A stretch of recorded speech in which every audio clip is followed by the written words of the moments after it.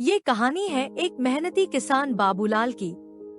बाबूलाल हर रोज सुबह सूरज उगने से पहले ही अपने खेत में हल लेकर पहुंच जाता था। पसीना बहता, शरीर थक जाता, पर उसके चेहरे पर हमेशा मुस्कान रहती। गांव वाले अक्सर मजाक उड़ाते और कहते, अरे बाबूलाल, खेती में कुछ नहीं रखा, मजदूरी कर ले, पेट भर जाएगा। लेकिन बाबूलाल हमेशा एक ही जवाब देता, धरती माँ को मैं कैसे छोड़ दूं?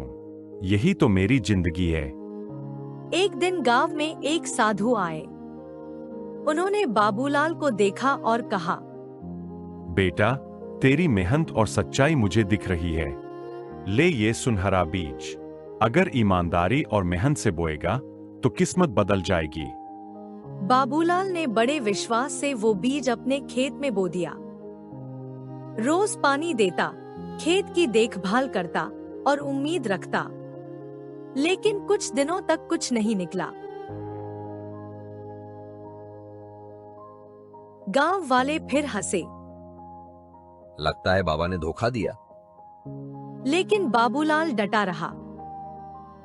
और एक सुबह जब वो खेत पहुंचा तो उसकी आंखें चमक उठीं।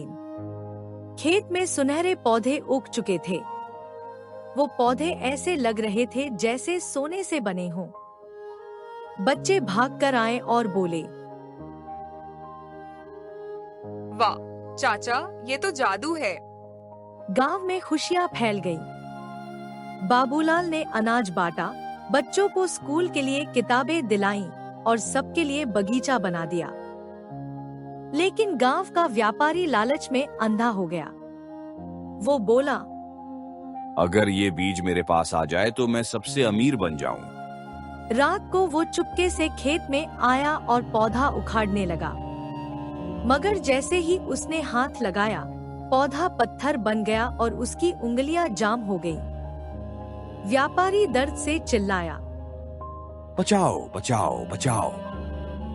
बाबूलाल दौड़ा और बोला, ये बीज मेहनत और सच्चे दिल वालों के लिए है। लालच करने वाले को ये सजा देगा।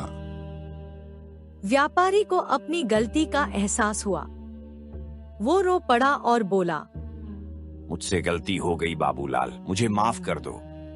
बाबूलाल ने उसकी मदद की और कहा, असली सोना खेत की मिट्टी और मेहनत के पसीने में है। अगर तू भी मेहनत करेगा, तेरे खेत भी सोना उगलेंगे। धीरे धीरे गांव के सारे लोग मेहनती और ईमानदार बन गए।